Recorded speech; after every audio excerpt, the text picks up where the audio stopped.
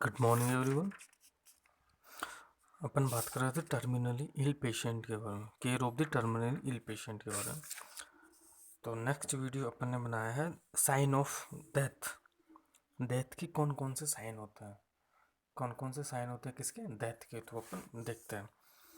तो फर्स्ट इसमें absence of heart beat and respiration, जो कि हार्ट बीट और रेस्पिरेशन में क्या हो जाते हैं, बंद हो जाते हैं। फिक्स पीपुल्स, जो पीपुल्स लाइट को लेके रिएक्ट करता है, कांटेक्ट करता है और रिलैक्सेशन करता है, तो वो ये नहीं कर पाता डेथ पेशेंट में, वो फिक्स हो जाता है एक जगह पे। Skin colour turn to a waxen pallor and extremities में डार्कन।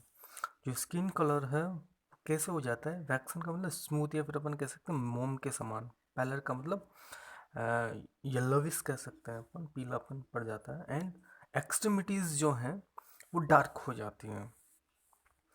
4 पॉइंट है body temperature drop. Body temperature gradually क्या हो जाता है, धीरे धीरे कम होता जाता है, गिरने लगता है। 5th है मसल्स एंड स्पिंक्चर रिलैक्स। जो मसल्स हैं, स्पिक्चर हैं, वो क्या हो जाते हैं, रिलैक्स हो जाते हैं, जिसकी वजह से क्या होता है, some time resulting in a release of stool of urine. जो स्पिंक्चर हैं वो रिलैक्स हो जाते हैं, ढीले पड़ जाते हैं, उसकी वजह से होगा क्या है, जो स्टूल और यूरिन है स्पॉन्टेनियसली रिलीज होने लगता है, अपने आप बाहर पास आउट होने लगता है। तो ये किसके साइन है, डेथ के साइन है। अपन बात करें फिजियोलॉजिकल चेंज आफ्टर डेथ।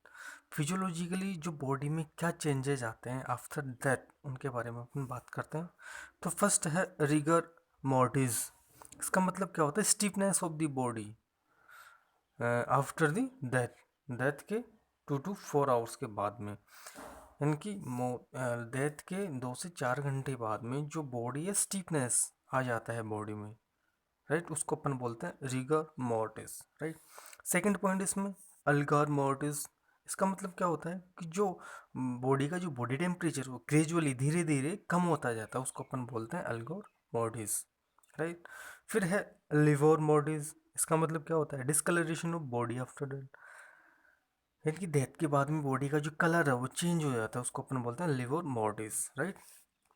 फिर अपन देखते हैं इसमें decomposition.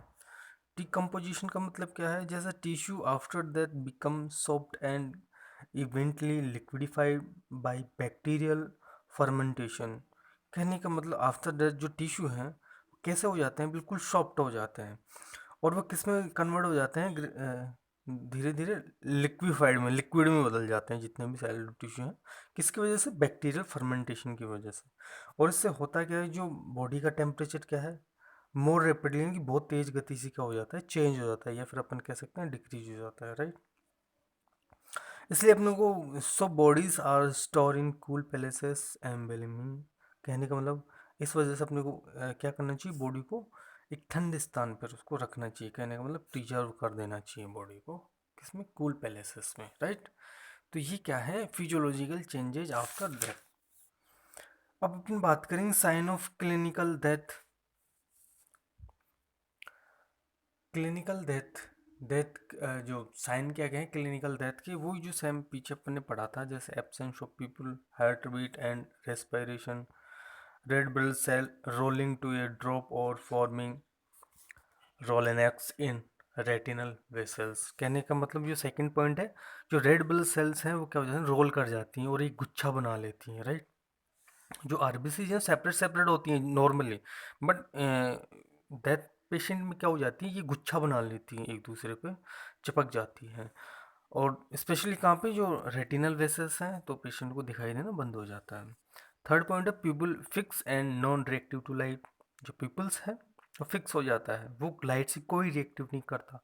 Absence of all reflexes, जितने भी रिफ्लेक्सेस प्रेजेंट होते हैं बॉडी में, जैसे प्लेंटार रिफ्लेक्सेस, ये सारे क्या हो जाते हैं, एब्सेंट। फिर है रिगोर मोरिस, जो मैंने आपको बता दिया। पोस्टमार्टम हाइपोस्टेसिस का मतलब क्या होता है, लिवर मोर्टिस, या फिर अपन कह सकते हैं intravascular pulling of the blood. Blood का क्या होता है, जो इंट्रावास्कुलर जो वेसल्स हैं उनमें जाके इकट्ठा हो जाना, किसका, ब्लड का। फिर 7 पॉइंट इसमें ऑटोलाइसिस। ऑटोलाइसिस का मतलब बॉडी के जो खुद के एंजाइम है उनकी वजह से है बॉडी की जो साइलेंट टिश्यू का डिस्ट्रक्शन होना, टूट जाना, उसको अपन बोलते हैं ऑटोलाइसिस, स्वयं के द्वारा। अब अपन बात करें care of dying person. Dying person का मतलब जो मरने वाला पेशेंट है, मतलब कि कुछ टाइम में वो मर जाएगा या फिर मरने वाला है, क्योंकि अपने को पता है उसकी अपन केयर कैसे करेंगे। तो सबसे पहले फिजियोलॉजिकल नीड अपन देखते हैं, जैसे relief from loneliness, fort and depression. जो पेशेंट डिप्रेशन से है या फिर आइसोलेशन फील कर रहा है, अकेलापन फील कर रहा है, उससे अपने को क्या करना है, छुटकारा देना है पेशेंट को, राइट। सेकंड अपन बात करें maintenance of security, self confidence and dignity. जो पेशेंट का सेल्फ कॉन्फिडेंस है और जो डिग्निटी है उसको अपन मेंटेन बनाए रखेंगे। मेंटेनेंस ऑफ होप, जो पेशेंट की आशाएं हैं उनको बनाए रखेंगे। तो ये क्या है, साइकोलॉजिकल नीड्स हैं, तो उनको अपने को क्या करना है, मेंटेन रखना है। किसकी, जो डाइंग पर्सन है उसकी, राइट। अब अपन बात करें सिम्टोमेटिक मैनेजमेंट, क्या क्या करेंगे अपने को। जैसे फर्स्ट है इसमें प्रॉब्लम एसोसिएटेड विथ ब्रीथिंग। अगर पेशेंट को ब्रीथिंग से रिलेटेड कोई प्रॉब्लम है तो अपन क्या करेंगे, गिव ऑक्सीजन। अपन पेशेंट को ऑक्सीजन थेरेपी के द्वारा जो ये डिस्कम्फर्ट पेशेंट फील कर रहा है उसको अपन क्या कर देंगे, रिलीज कर देंगे। सेकेंड है जैसे प्रॉब्लम एसोसिएटेड विद ईटिंग और ड्रिंकिंग। पेशेंट को प्रॉब्लम आ रही खाने पीने के साथ, तो अपन क्या करवाएंगे, प्रोवाइड आईवी फूड, या फिर अपन कह सकते हैं सिप ऑफ फ्लूइड अपन पेशेंट को दे पाएंगे, राइट। अगर पेशेंट को प्रॉब्लम है खाने पीने से तो अपन आईवी पेशेंट को क्या देंगे, फूड देंगे, राइट। या फिर अपन सिप ऑफ फ्लूइड या फिर वाटर दे सकते हैं पेशेंट को, तो ये भी प्रॉब्लम सॉल्व आउट हो जाएगी। फिर है प्रॉब्लम एसोसिएटेड विद एलिमिनेशन। अगर पेशेंट को एलिमिनेशन से रिलेटेड जैसे कॉन्स्टिपेशन है, यूरिनरी रिटेंशन है, तो अपने को इसको क्या करना है, प्रिवेंटेड करना है, और हो सके तो उसका ट्रीटमेंट करना है। जैसे कॉन्स्टिपेशन है तो अकॉर्डिंग डॉक्टर्स ऑर्डर उसको लैक्जेक्टिव या फिर एनिमा प्रोवाइड करवाना है। यूरिनरी रिटेंशन है तो अकॉर्डिंग टू डॉक्टर्स ऑर्डर्स अपने को क्या करना है, जैसे कैथराइजेशन करना है, राइट। फिफ्थ प्रॉब्लम है प्रॉब्लम एसोसिएटेड विथ इमोबिलिटीज। इमोबिलिटी से रिलेटेड अगर पेशेंट को प्रॉब्लम है तो अपन क्या करेंगे, पेशेंट को कंफर्ट पोजीशन देंगे, और जो उसकी जो पोजीशन है उसको फ्रिक्वेंटली अपन क्या करते रहेंगे, चेंज करते रहेंगे। तो इस प्रॉब्लम से पेशेंट क्या हो जाएगा, सॉल्व आउट हो जाएगा। फिफ्थ है problem associated with sense organ. Sense organ से रिलेटेड अगर प्रॉब्लम है तो जो भी अपन पेशेंट के साथ में कोई प्रोसीजर करते हैं, तो उस प्रोसीजर को करने से पहले अपन पेशेंट को उसकी संपूर्ण उस प्रोसीजर की संपूर्ण जानकारी पेशेंट को देना होता है, हमें उसकी अंतरात्मा तक पहुंचाना होता है। और अपन पेशेंट को जैसे टॉर्च से लाइट दिखा के पेशेंट को बोलेंगे कि मैं अब कुछ करने जा रहा हूँ, या फिर प्रोसीजर इस प्रकार से है। इस तरीके से इंडिकेशन से अपन जो सेंस ऑर्गन से रिलेटेड प्रॉब्लम है वो भी अपन सॉल्व आउट कर लेते हैं, राइट। अपन बात करें कि care of the dead bodies. Dead bodies की अपन किस प्रकार से केयर कर सकते हैं, तो अपने को सबसे पहले क्या करना है, ऑर्डर्स चेक करना है स्पेसिमेन के लिए। अगर कोई जनरल इन्वेस्टिगेशन के लिए कुछ ऑर्डर है तो उसको अपने को क्या करना है, चेक करना है, और अपने को सैंपल कलेक्ट करना है। जिस प्रकार का जो भी इन्वेस्टिगेशन ऑर्डर में लिखा है उसके अकॉर्डिंग अपने को क्या करना है, सैंपल लेना। अगर नहीं है अदरवाइज तो अपन छोड़ देते हैं। नेक्स्ट है ask for special request to family. अपन हाँ फैमिली से पूछते हैं, स्पेशल रिक्वेस्ट करते हैं किसके लिए, सेविंग के लिए, कि सेविंग बना सकते हैं, यानी पेशेंट की जो डेड बॉडी है उसकी स्पेशल गाउन के लिए, कि बाइबल इन हैंड होता है किसी किसी के साथ में, कि जो डेड बॉडी है उसके हाथ में क्या होना चाहिए, बाइबल होना चाहिए। Rosary at the bed side, bed side मतलब जो चर्च जैसा कोई मंदिर वंदिर बना लेना, ऐसा कुछ उसके लिए पूछना होता। Remove all equipment, tube, supplies and dirty linens. कहने का मतलब जो भी इक्विपमेंट हैं जो पेशेंट के साथ में अटैच हैं, जैसे ट्यूब है, एनजी ट्यूब हो सकती है, जो भी है, आईवी लाइंस हैं, सप्लायर्स हैं, और जो डर्टी लाइंस हैं जो आप कह सकते हैं बेडशीट वगैरह, उनको सभी को क्या करना है, रिमूव कर देना। उसके बाद में अपने को क्या करना है, cleanse the body throughout apply clean sheet. उसके बाद में अपन बॉडी को क्लीन करेंगे और एक क्लीन सीड्स अपन अप्लाई करेंगे पेशेंट पे, right. Brush and comb the hair. Patient की जो ब्रश करेंगे और उसके जो बालों को क्या करेंगे, कंघी करेंगे, right. The eyelids are closed and held in place for a few second so they remain closed. जो आईलिड्स हैं पेशेंट की, उसको अपने को क्या करना होता है, क्लोज करना होता है, और इसके लिए अपने को क्या करना है, कुछ फ्यू सेकंड्स के लिए उसको क्लोज करके रखना है। उसके बाद में वो स्वतः ही अपने आप बंद हो जाती हैं आँखें। आपने देखा होगा मूवी में जब तो व्यक्ति मर जाता है तो उसकी आंखों के आगे हाथों से कुछ टाइम, कुछ फ्यू सेकंड के लिए रखते हैं और फिर हटा देते हैं, तो पेशेंट की जो आंखें ऑटोमेटिकली क्या हो जाती हैं, क्लोज हो जाती हैं। 7 पॉइंट है, denture should be in the mouth to maintain facial alignment. अगर पेशेंट की डेंट्रीज हैं, नकली दांत जिसको अपन बोलते हैं, अगर वो लग हैं तो उनको वहीं पे लगे रहने दें। उससे क्या होगा, जो फेशियल अलाइनमेंट है या फिर जो फेशियल उसकी स्ट्रक्चर है वो मेंटेन रहेगी, बनी रहेगी, राइट। 8 पॉइंट है, mouth should be close. Mouth को अपने को क्या करना है, क्लोज करना है, क्योंकि जितने भी ऑरिफिसेस हैं उनसे एयर एंटर कर सकती है किसमें, बॉडीज के अंदर। 9 पॉइंट है, remove all the ornaments except wedding band. जितने अगर पेशेंट के साथ कोई ज्वेलरी से या फिर कुछ कुछ है ऑर्नामेंट्स, कुछ हैं जो जैसे कि ज्वेलरीज हैं, कीमती सामान, उनको रिमूव करना है। किसके अलावा, वीडिंग बैंड के अलावा। बैंड जो हाथ में पहनाते हैं उस पर पेशेंट का नाम लिखा होता है, वो वीडिंग बैंड होता है, राइट। 10 पॉइंट है इसमें, absorbent pad are place under the buttocks to take up any feces and urine released become of muscle sphincter relaxation। यानी कि एक एब्जॉर्बेबल पैड जो है वो बटक्स के नीचे अपने को अप्लाई करना है। अपन क्यों करते हैं, अगर जो फीसेस है, स्टूल है या फिर यूरिन है, अगर वो पास आउट होता है तो इस पैड के द्वारा एब्जॉर्ब कर लिया जाता है।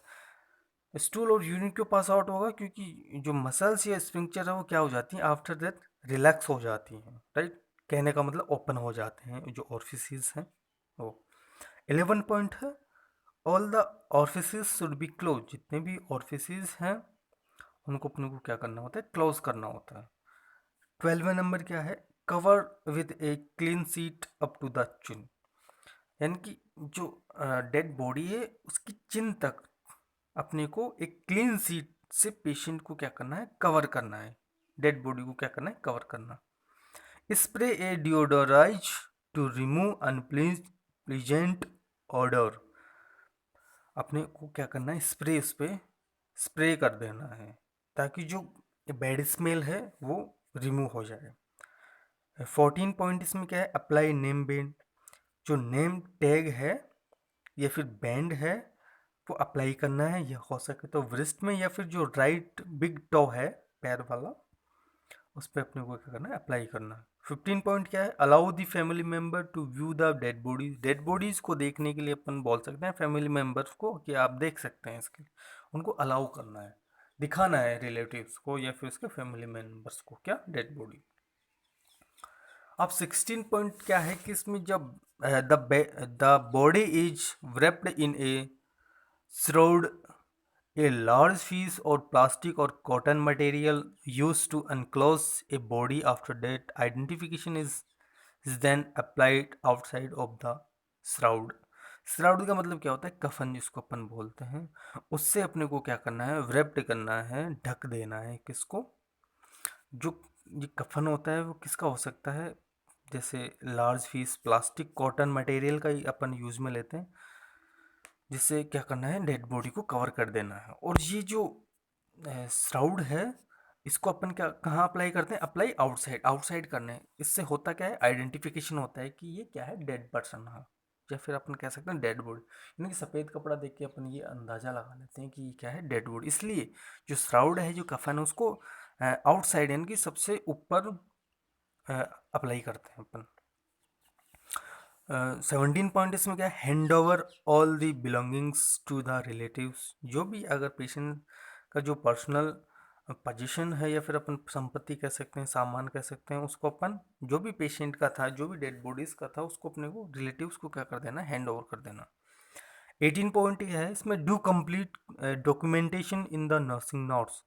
नर्सिंग नोट्स में नर्स के द्वारा कुछ डॉक्यूमेंटेशन है उनको कंप्लीट करने होते हैं, जैसे कि टाइम ऑफ द डेट, कितनी बजे पेशेंट की मृत्यु हुई है, and action taken to prevent the death, और कौन कौन से प्रयास किए गए पेशेंट मतलब डेथ होने से बचाने के लिए, मरने से बचाने के लिए पेशेंट के कौन कौन से प्रयास किए गए, वो भी इसमें मेंशन करने होते हैं, राइट। फिर है who pronounced the death, death का कारण क्या है, वो अपन यहाँ पे लिख सकते हैं। एनी ऑर्गन डोनेशन, अगर कोई ऑर्गन डोनेशन किया हुआ है उसके बारे में भी यहाँ पे लिखना होता है। Personal articles left on the body, personal जो आर्टिकल्स हैं जो रह चुके हैं ऑन द बॉडी, बॉडी के साथ में उनका जिक्र करना है। Personal item given to family, और जो फैमिली को दे दिया है। पर्सनल आइटम जो किसके, डेड डेड बॉडीज़ के थे, या फिर अपन कह सकते हैं डाइंग पेशेंट के थे, उसको जो फैमिली मेम्बर को दे दिया है उनका भी जिक्र यहाँ पे होना चाहिए, यानी कि वो भी चीज़ें मेंशन होनी चाहिए यहाँ पे। Time of discharge and destination of the body, जो टाइम है डिस्चार्ज का, या डिस्चार्ज तो नहीं बट अपन कहते हैं जर्नी एंड, यानी कि जो लास्ट टाइम है डिस्चार्ज कब किया या फिर रवाना कब किया एंड जर्नी को अपन ने, वो टाइम लिखना है यहाँ पे।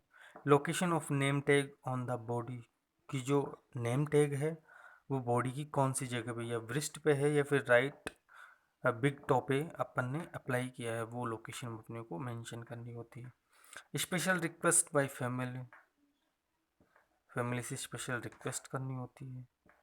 साइकोलॉजिकल सपोर्ट भी देना पड़ता है। Handed over the dead body to the relatives, send to the mortuary, जो डेड बॉडी है उसको अपने को क्या करना है, रिलेटिव्स को हैंड ओवर कर देना है, या फिर सेंड टू मोर्टरी मतलब डेड हाउस, ओ डेड हाउस में, मुर्दाघर जिसको अपन बोलते हैं, या तो वहाँ उसको सेंड करना है या फिर हैंड ओवर कर देना है किसको, रिलेटिव्स को, राइट। ये क्या था, care of the dead body, ये सारी चीज़ें अपने को करनी होती हैं, राइट।